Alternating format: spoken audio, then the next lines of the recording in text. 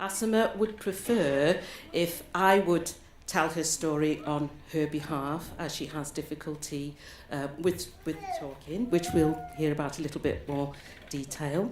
And Asemah's really organised, aren't you? And she has told me what to say, few, so that's good.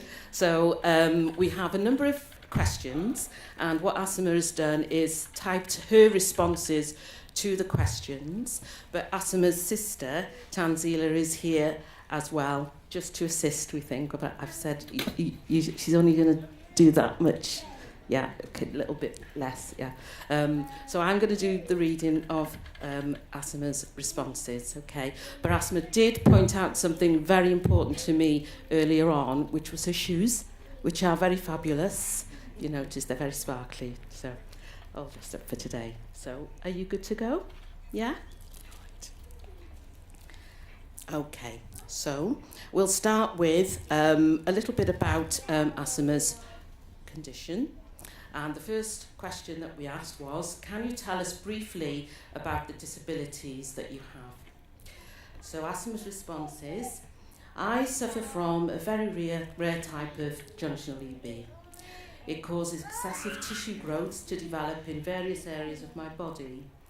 These growths block my larynx, leading to a permanent tracheostomy, or a breathing tube. My eyes were affected similarly, with growths frequently removed. Removal is necessary to keep eyes comfortable. My eyes have developed scarring, which has led to significant visual problems. My skin is also affected with chronic blistering and sore lesions that do not heal. Okay.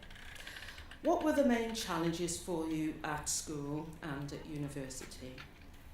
I came to high school in my GCSE year and was very behind my peers, as I was previously in a special school due to my complex health needs. Mum struggled for many years. Mum is with us today, this talk. I'm sorry. Mum struggled for many years to move me to mainstream school, and I achieved the right grades to get into A levels, and I was very proud of this achievement.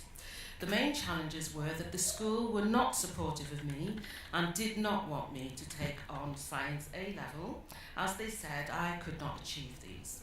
I did not receive support I needed, and I was extremely unwell in my first year with continuous surgeries, so I could not take the exams.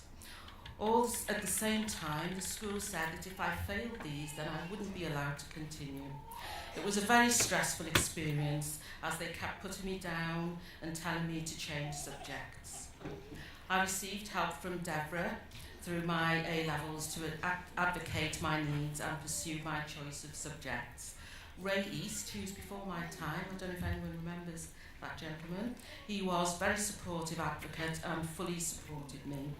I studied business and economics, biology and chemistry, in which I achieved an A and a BB. And my family were really proud of me, and I was very happy. I had done it, and I proved them all wrong. Yes! Get in there. Right. I had my grades for university to study pharmacy. This was a full-time course, which was really challenging.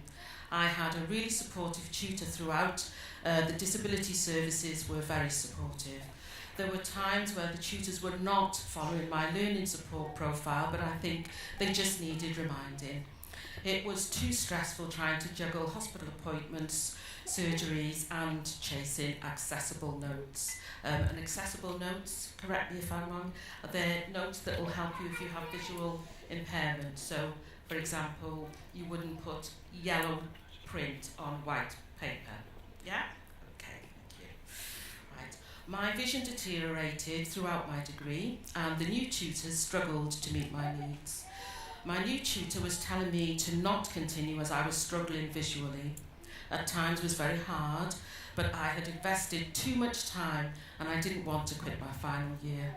I had to undergo 16 eye procedures and only managed to take one exam, in which I scored 70%, which is equivalent to a first.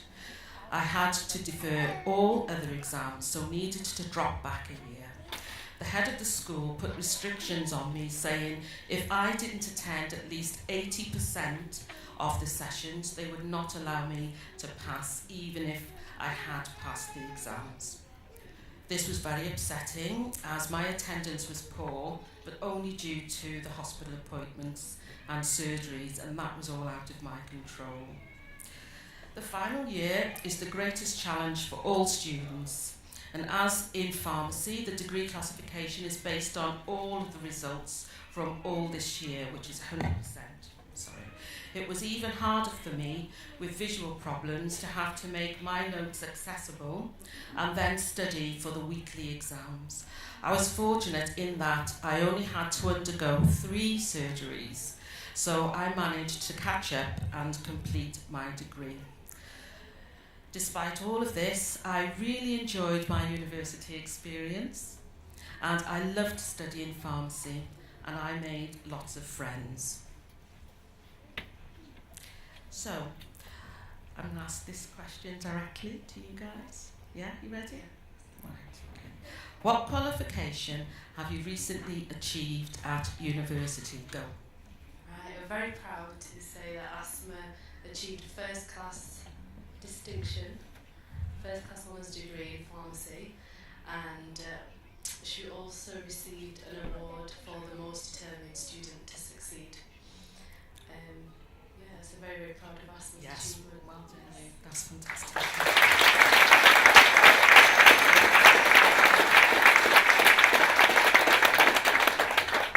Okay.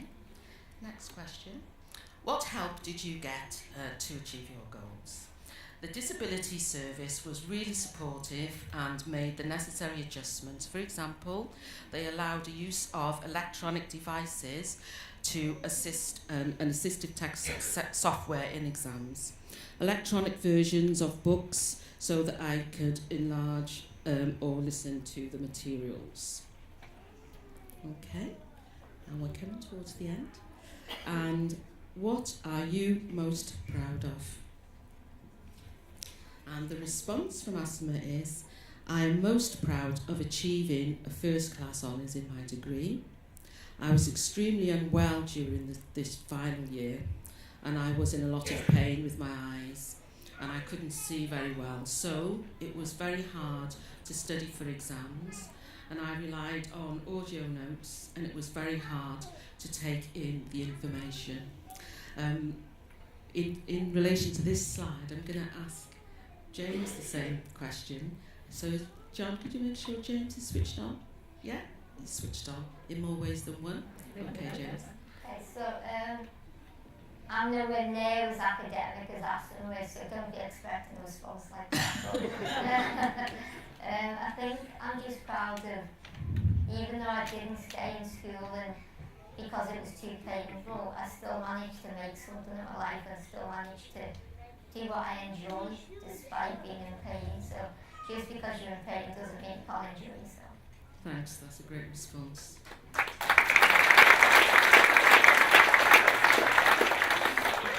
And finally, before we close, just one last question. So this is a question to Asemah family, and James, you can respond if you'd like as well. Do you or your family have any advice for anyone living with the effects of EB? So, Asemah's sister, do you have a response to that, Tanzila? Yes, I kind of want to echo what James said, that he said it very beautifully actually, that you've got to smile. I think that's amazing. If I could steal that, it's brilliant. And also, just to share that everybody with a condition such as EB is very, very special. So whatever you achieve in life is an amazing accomplishment, and really just the support of family is invaluable, and the encouragement that's there is amazing to help the person through their life experiences. So yeah, I wish everybody the best, really. James, so do you have I think we all hate to blow our own trumpets, but we all know that people with EB are brave and we have a lot of bravery, and I think it helps if the family are brave too, to show the kids and the adults living with EB that you're supported of them, and just, you might feel upset and down inside, but just act happy and everything will be alright on the day. Everything will be okay. And I have a final word from Asemah, and Asemah has said, life has taught me to be strong, persevere in difficult times, and always try to remain positive, and things will work out in the end.